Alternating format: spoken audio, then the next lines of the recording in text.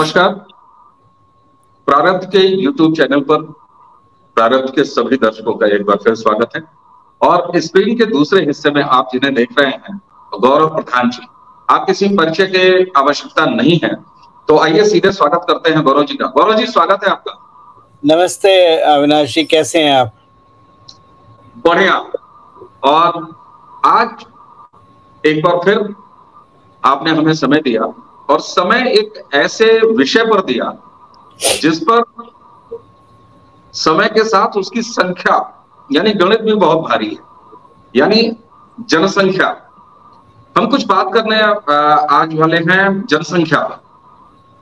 अभी बीती 11 जुलाई को जब विश्व जनसंख्या दिवस था, तो उस अवसर पर उत्तर प्रदेश के मुख्यमंत्री जी का एक भाषण, जहां उन्होंने डेमोग्राफी के या जनसंख्या घनत्व के असंतुलन की बात कही थी, और उसको लेके फिर वो एक वजह बन गई एक नए सिरे से जनसंख्या नियंत्रण कानून और जनसंख्या कानून, उसको क्या क्या कहा गया।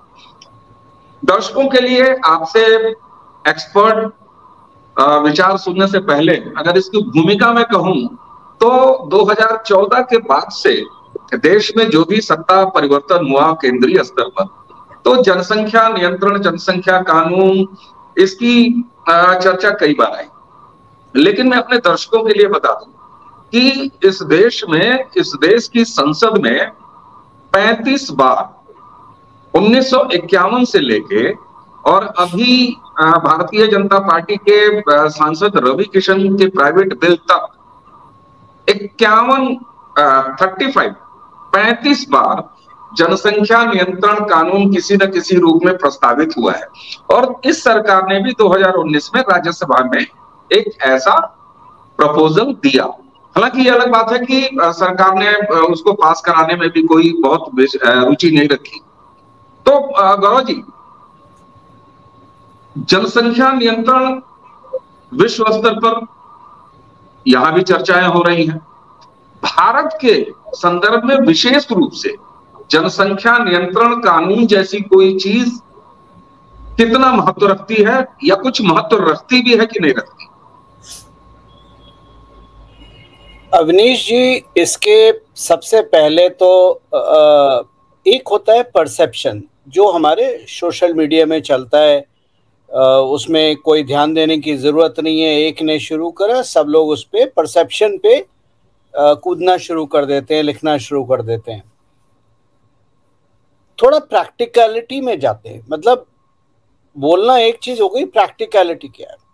जब हम पॉपुलेशन कंट्रोल की बात करते हैं विश्व स्तर पे, तो हमारा मकसद किसी धर्म और रिलीजन को लेके नहीं है, बल्कि एक मूलतः दुनिया की पॉपुलेशन कम हो या स्टेबल हो या रुके, उसकी तरफ कोशिश होती है। क्योंकि संसाधन इस धरती पे सीमित हैं, चाहे कोई भी देश हो। ये हो गई विश्व स्तरीय की बात, जहां पर हमारा ध्येय जनसंख्या को नियंत्रित करना है।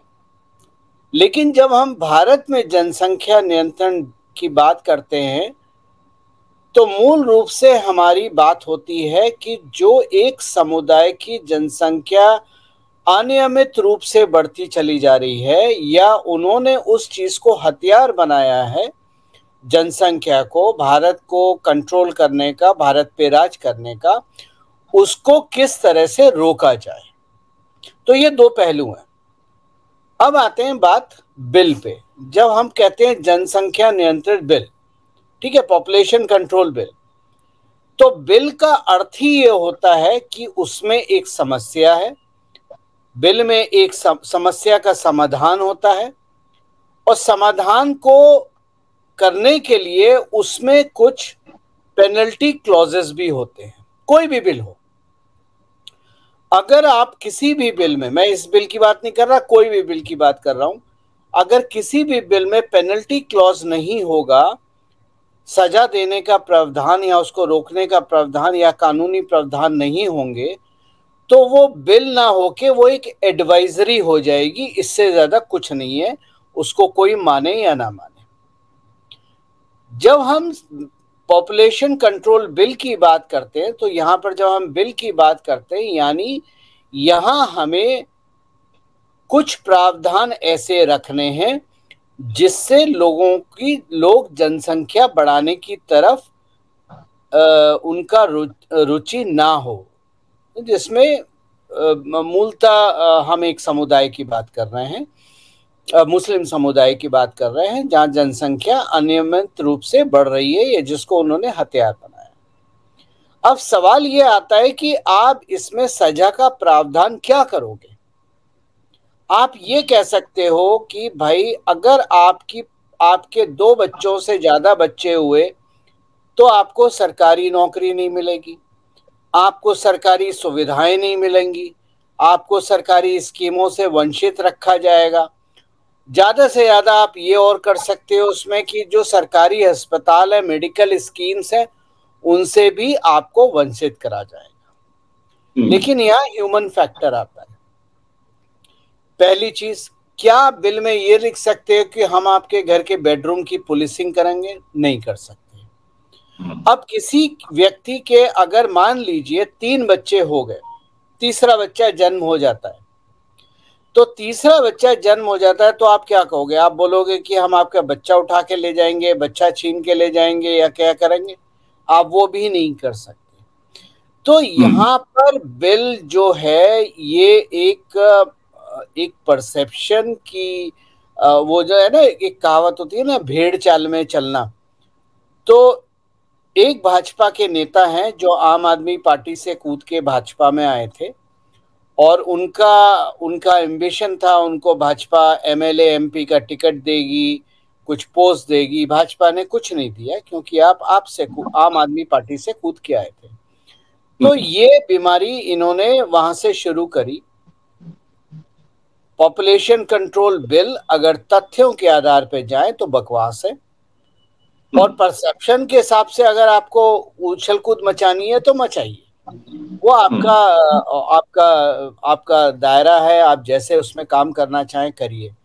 मेरे हिसाब से पॉपुलेशन कंट्रोल बिल नाम का कोई भी बिल एक मूर्खता होगी, और बाकी ये डिपेंड करता है कि उसमें बिल की रचना किस प्रकार की गई है, उसमें सजा का प्रावधान किस प्रकार का किया गया। हो सकता है मेरी सोच से अलग सोच लगा के कोई प्रावधान करें, लेकिन आज के समय में मैं और कुछ नहीं सोच पा रहा हूं। अगर आपको पॉपुलेशन कंट्रोल करनी है तो ये सरकारी काम नहीं होगा, ये आपके और मेरे लेवल पे काम होगा। हर चीज अगर हम सरकार पे डालेंगे तो फिर हमारा काम क्या रह गया? हम जो नागरिक भारत के कोई भी समुदाय के हों, हमारा काम क्या रह गया? क्या हमारा काम केवल सरकार को, मोदी सरकार को सुबह उठ के ज्ञान पेलना है, या बिल पे बात करनी है, या ये बताना है कि काम करने का तरीका क्या होना चाहिए, या हम भी अपने घर से बाहर निकलेंगे? मैंने जैसे कई बार कहा, दुनिया में जब हम जियो पॉलिटिक्स की बात करते हैं तो एक कहावत बहुत बार कही जाती है, और उसको सोचने की जरूरत है कि if you want to control a nation, if you control oil you control the nation, if you control food you control the people. ये एक साबित करी हुई बात है, आज की नहीं, पिछले 85 साल से ये एक साबित करी हुई बात है कि अगर आप राष्ट्र को कंट्रोल करना चाहते हैं तो आप तेल को कंट्रोल कीजिए, और अगर आप लोगों को कंट्रोल करना चाहते हैं तो आप खाने को कंट्रोल कीजिए। पॉपुलेशन कंट्रोल का एक ही रास्ता है, खासतौर से भारत के संदर्भ में, और भारत के संदर्भ में इसलिए मैं बोल रहा हूं क्योंकि भारत का संदर्भ पॉपुलेशन एज सच नहीं है, बल्कि एक समुदाय की अनकंट्रोल पॉपुलेशन को कंट्रोल करने की बात है। और उसका एक ही समाधान मुझे आज की डेट पे दिखता है, जो इसी कहावत से बाहर निकला है, वो है पेट पे लात मारना। क्योंकि आप अगर अपने बिल में प्रावधान करते हो सरकारी सुविधाओं का, इलेक्शन का, इन चीजों का, तो ये चीजें तो उन्होंने कभी मांगी नहीं। भाई रिजर्वेशन पे प्रदर्शन हो, अन्न पे प्रदर्शन हो, जॉब पे प्रदर्शन हो, ये तो हिंदू ही करते हैं ना। आपने कभी किसी मुसलमान को देखा है करते हुए? तो आप अपने बिल में पेनल्टी प्रावधान क्या लाओगे, मुझे ये बताओ। अच्छा, बिल्कुल। अ, आपने जब ये बात कही कि जनसंख्या नियंत्रण कानून जैसी कोई चीज जिसमें कि कुछ सजा का प्रावधान हो, ऐसा कोई इनिशिएटिव भारत के लिए बिल्कुल नकारात्मक होगा, सूट नहीं करेगा।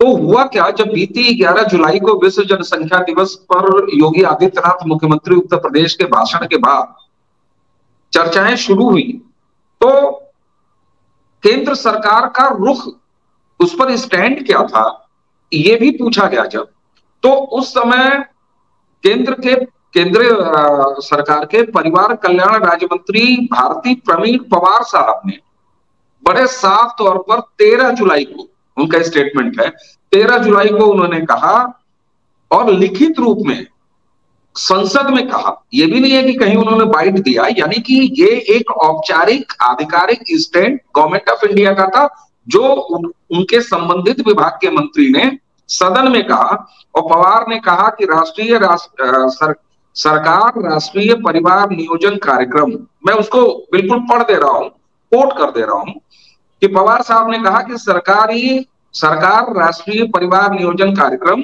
को सर्वोच्च प्राथमिकता देती है, जो राष्ट्रीय जनसंख्या नीति 2000 और राष्ट्रीय स्वास्थ्य नीति 2017 के सिद्धांतों द्वारा निर्देशित है, ताकि 2045 तक जनसंख्या स्थिरीकरण, यहां नियंत्रण की बात नहीं, स्थिरीकरण के लक्ष्य के साथ परिवार नियोजन की अपूर्ण रह गई आवश्यकताओं को पूरा किया जा सके। और ये कहते हुए उन्होंने हाउस में साफ तौर पर कहा कि सरकार की कोई तैयारी नहीं है जनसंख्या नियंत्रण कानून जैसा कोई कानून लाने की। तो एक तो रही है केंद्र सरकार का आधिकारिक स्टैंड, और ये आधिकारिक स्टैंड लेते समय मिनिस्टर ने ये कहा, जो अभी आपने बात कही, कि ये एक समाज की तरफ से इनिशिएटिव होगा, क्योंकि किसी भी देश की जनसंख्या, और निश्चित रूप से विश्व जनसंख्या दिवस पर जब एक रिपोर्ट आई, तो उस रिपोर्ट में, यूएन की रिपोर्ट में ये कह दिया गया कि साहब बहुत जल्दी भारत जो है वो नंबर 1 पहुंच जाएगा जनसंख्या, चीन को पीछे छोड़ देगा।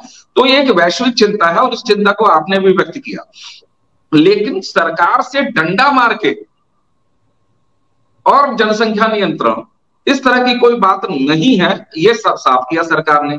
लेकिन वहीं जब योगी आदित्यनाथ जी भाषण देते हैं, तो उन्होंने जिस समस्या की तरफ ध्यान दिलाया, उसी को आप भी एड्रेस कर रहे थे अभी, कि डेमोग्राफी जो अनबैलेंस्ड है, और कोई समाज का हिस्सा, इसी समाज का, इसी देश का कोई हिस्सा अल्पसंख्यक, चलिए मैं भारतीय मुसलमान कह देता हूं, हमें कहने में कोई आपत्ति नहीं है, क्योंकि हमारी नीयत इस समस्या, इस विषय को ठीक से समझना है, न कि कोई विवाद पैदा करना, पहली चीज। तो निश्चित रूप से अगर उसने आबादी को अपना हथियार बना लिया है, तो ये भी उसी के स्तर से इनिशिएट होना होगा ना। ये कैसे होगा, कैसे? इसको सरकार ने कह दिया हम कानून बनाएंगे नहीं, समाज ये कह रहा है कि नहीं साहब, उनको तो बिल्कुल आप नसबंदी कर डालिए। तो ये इसके बीच का रास्ता, ये पॉसिबल कैसे होगा फिर? देखिए, पहली चीज मैंने आपको जैसे कि अभी बताया, जैसे लोग बिल की बात करते हैं, आपने खुद ही साबित किया अभी। मैंने ये ना स्टेटमेंट पढ़ी है, ना योगी जी का स्टेटमेंट सुना है, इसलिए मैं आपकी बात को लेके आगे चलता हूँ। सरकार ने साफ कर दिया बिल नहीं आ रहा है। जो मैं पहले दिन से कह रहा था, ये नहीं आएगा, ये बेवकूफ़ी वाली स्टेप होगी अगर गवर्नमेंट करती भी है तो। आपने कहा ये परिवार नियोजन कार्यक्रम है, यानी हम कार्यक्रम तो चलाएंगे, लेकिन हम बिल जैसी कोई बात पे नहीं मानते। बिल्कुल। योगी बाबा ने कहा कि ये जनसंख्या जो बढ़ती जा रही है, ये एक थ्रेट है, डेमोग्राफिक थ्रेट है। वो अपनी जगह सही है। अब यहाँ समझने वाली बात यह है कि केंद्र की सरकार 140 करोड़ भारतीयों की सरकार होती है, और यूपी की सरकार एक राज्य की सरकार होती है, राज्य चलाना और देश चलाना दो अलग चीजें हैं। जैसे कि बहुत सारे हमारे मित्र ये मानते हैं कि योगी जी बड़े अच्छे प्रधानमंत्री होंगे जब वो बनेंगे, और वो ये सोच के बोलते हैं कि जब योगी जी प्रधानमंत्री के लिए दिल्ली आएंगे तो वो अपने बुलडोजर साथ लेके आएंगे। जबकि मैं आपको लिख के दे सकता हूं कि योगी जी जब भी दिल्ली आएंगे बुलडोजर को लखनऊ में छोड़ के आएंगे, क्योंकि भारत का प्रधानमंत्री एक बहुत ताकतवर पोजीशन होती है, चाहे कोई भी प्रधानमंत्री हो, मोदी हो, मनमोहन सिंह हो, योगी जी आगे आने वाले समय में हो, शायद राहुल गांधी हो। भारत के प्रधानमंत्री एक बहुत ताकतवर पोस्ट होती है, लेकिन एक पॉइंट भारत के प्रधानमंत्री का सबसे वीकेस्ट होता है, और वो सबसे वीक पॉइंट भारत के प्रधानमंत्री का होता है कि लॉ एंड ऑर्डर उनका एरिया क्षेत्र नहीं आता। Law and order state subject होता है, सेंटर का नहीं होता है, वो राज्यों का विषय है जी। ठीक है, राज्य का विषय है। तो योगी जी ने जो बात करी वो लोकल लॉ एंड ऑर्डर के हिसाब से बात करी, जबकि केंद्र के मंत्री ने जब बात करी तो भारत की 140 करोड़ जनता की बात करी, प्लस केंद्र की सरकार पे भारत की ही एक जिम्मेदारी नहीं होती है, विश्व की भी जिम्मेदारी होती है। और जिस तरह भारत विश्व गुरु की तरफ कदम बढ़ा रहा है, आज भारत से पूछ के दुनिया काम करती है, भारत की जिम्मेदारियां विश्व के प्रति भी बढ़ती जा रही हैं। तो योगी के कमेंट को सेंट्रल मिनिस्टर के कमेंट से कंपेयर करके देखना अपने आप में एक राजनीतिक गलती है, राजनीतिक समझ की गलती है। अब सवाल रहा है इसको कैसे सॉल्व करा जाएगा, क्योंकि सॉल्व तो करना है।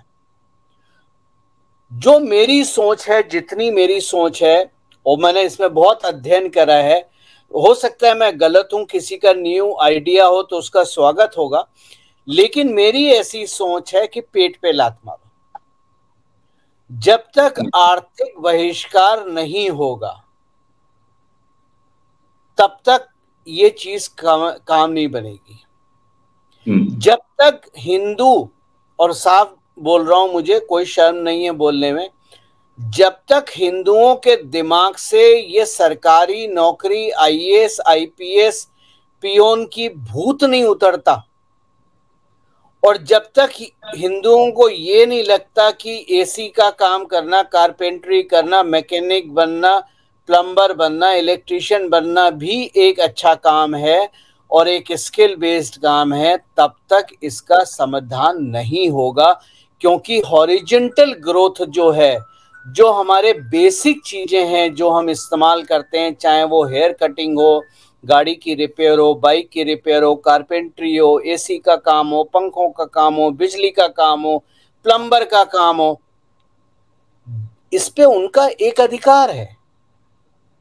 तो आप जब इन एरिया का बहिष्कार करेंगे तो आप तो अपने पैरों पे कुल्हाड़ी मारेंगे, क्योंकि फिर आपको काम करने वाले कहाँ मिलेंगे? बहुत कम है, जो भी हैं, मैं एक सेकंड में कंप्लीट कर दूं, वो हम ढूंढते रहते हैं।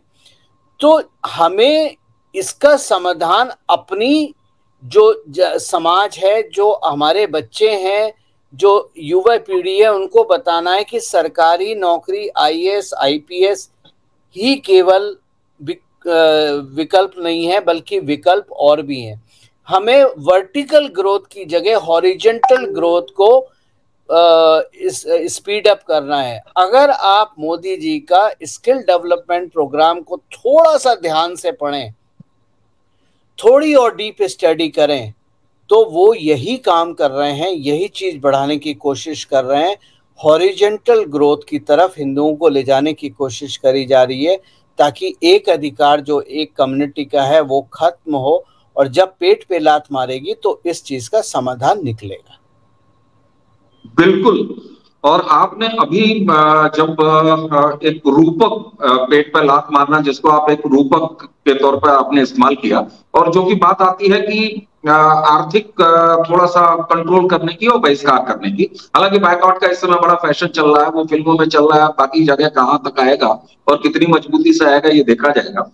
हमने इसी अपने मंच पर इसी एंगल पर 3 से 4 एपिसोड हमने किए हैं, जिसमें ये हमने बताया, और निश्चित रूप से सरल शुक्ला जी हैं, उनके साथ हमने लगातार 3-4 एपिसोड किए, और जिसमें हमने बताया कि जो अल्पसंख्यक यानी भारतीय मुसलमान गरीब है, बेचारा है, भूखा है, मर रहा है, उसके पास रोटी नहीं है, यह अवधारणा कितनी गलत है। और निश्चित रूप से करीब वो 1.5-पौने 2 घंटे की 3-4 एपिसोडों की चर्चा में ये बात बड़ी सकारात्मक ढंग से निकल के आई कि नहीं, ऐसा नहीं है, उनके पास पैसे आ रहे हैं, और लगभग 2.25 लाख करोड़ साल का सीधे सीधे जिन कामों में उनका 90 से 95% कब्जा है, या उनका अधिकार है, कब्जा न कहें, अधिकार कह लेते हैं, वो उनके पास इकोनॉमी जा रही है। और एक उदाहरण से फिर मैं अपने मूल विषय पर लौटूंगा कि आपने कहा ना कि एसी रिपेयर करने वाला और छोटे काम करने वाला, साइकिल रिपेयर करने वाला, उस चर्चा में एक बात बहुत अच्छी निकल के आई थी, सकारात्मक मैं कहूंगा निकल के आई थी, कि हम लोगों ने कंक्लूड किया था कि अब्दुल पंचर बनाता है, इसको जुमला मत मानिए, और केवल पंचर के व्यवसाय से 15,000 करोड़ रुपया सालाना हमारे मुसलमान भाइयों की जेब में जा रहा है। और जहां हिंदू बच्चे, हिंदू नौजवान डिग्रियां लेके एटीएम गार्ड के रूप में अपना करियर बना के संतुष्ट है। तो निश्चित आपने वही बात कही कि कौशल विकास के प्रधानमंत्री की जो योजना है उस तरफ सोचना होगा। जी अब अविनेश भाई, आप एक बात, थोड़ा सा मैथमेटिकल कैलकुलेशन करो।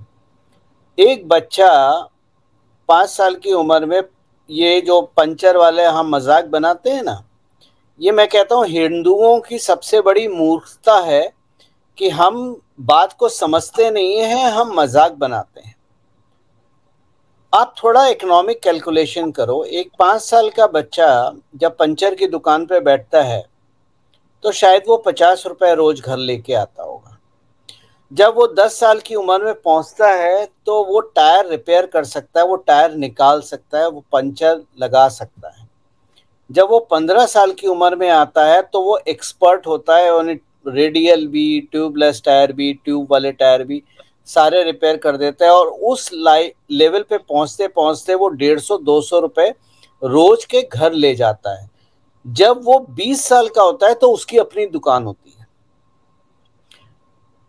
अगर आप 21 साल की जर्नी कैलकुलेट करो कॉस्ट वाइज इन बंधुओं की, तो आपको पता चलेगा कि 40 से 45 लाख रुपए 21 साल में वो अपने घर ले गए।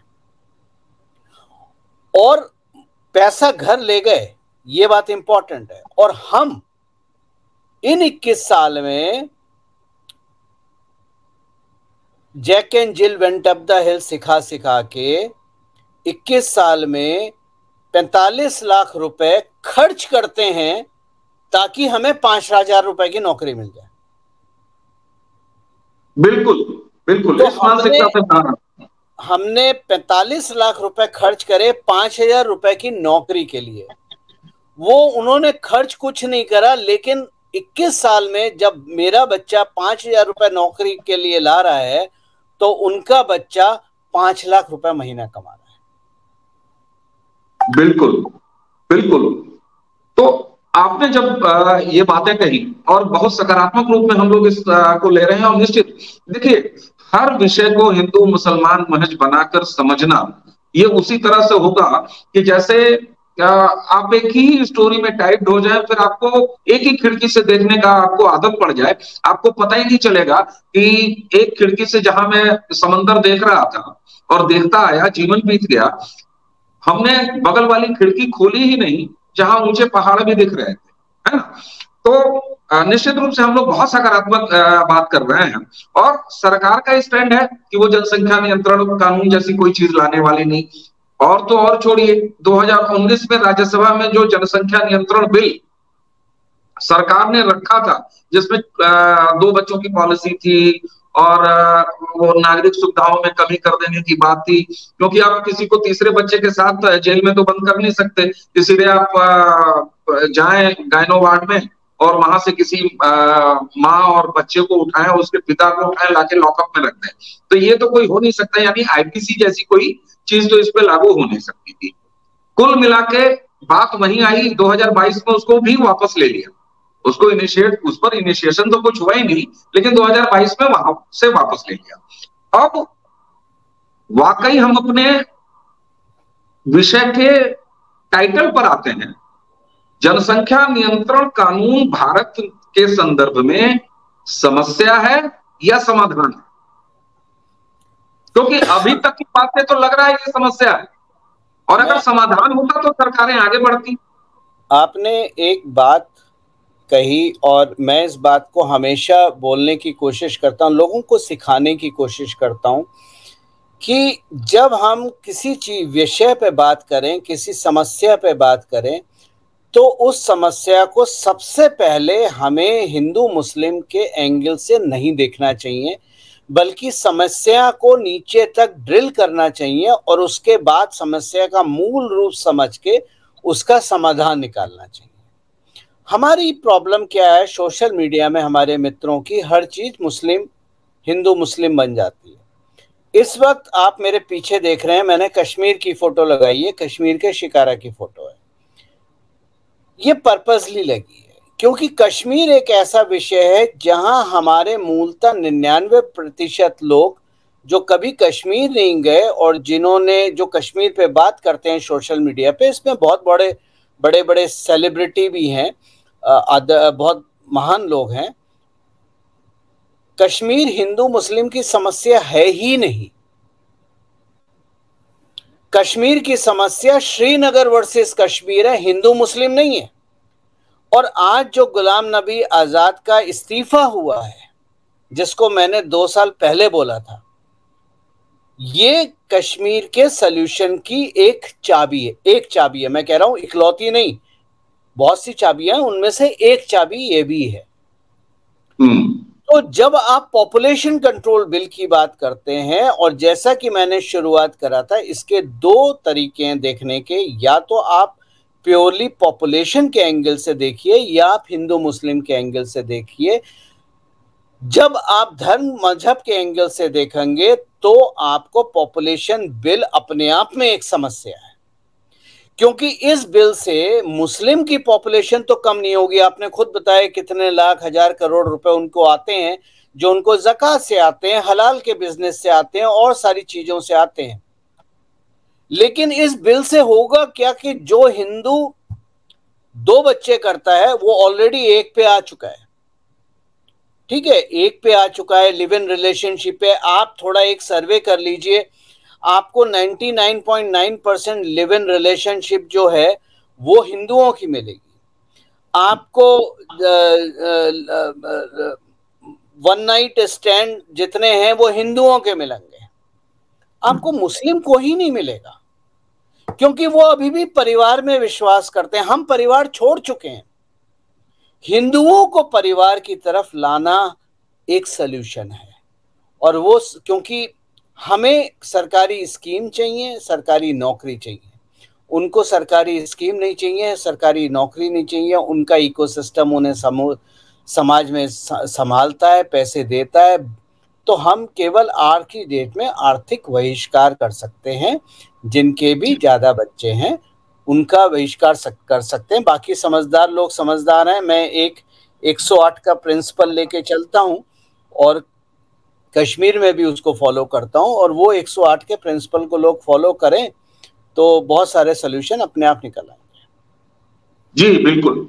और पिछले आधे घंटे की चर्चा में हालांकि जनसंख्या जैसा विषय हो और वैश्विक स्तर पर यह समस्या हो, तो 20-25 मिनट आधे घंटे की चर्चा कोई बहुत वाजिब चर्चा तो नहीं कही जा सकती।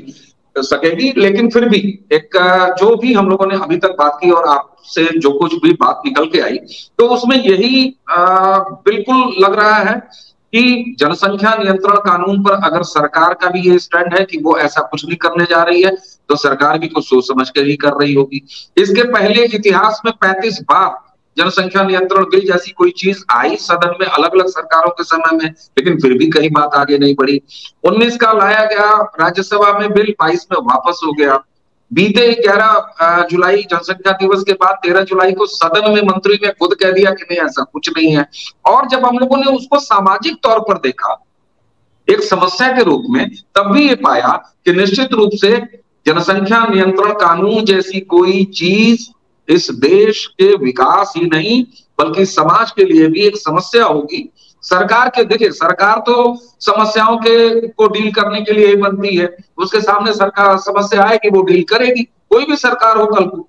लेकिन उसके ठीक पहले समाज आता है और निश्चित रूप से आपकी बात से ये एक मोटा मोटी समझ बनती है कि जनसंख्या नियंत्रण बिल जैसी कोई चीज समाज के लिए एक समस्या होगी समाधान की बजाय। तो इसी निष्कर्ष से अविनीश भाई, ये समाज के लिए तो समस्या होगी, ये हिंदुओं के लिए डिजास्टर होगा। बड़ी बात जो लोग नहीं समझ पा रहे हैं, समस्या होगी वो एक चीज अलग है, इम्प्लीमेंटेशन इज नॉट पॉसिबल।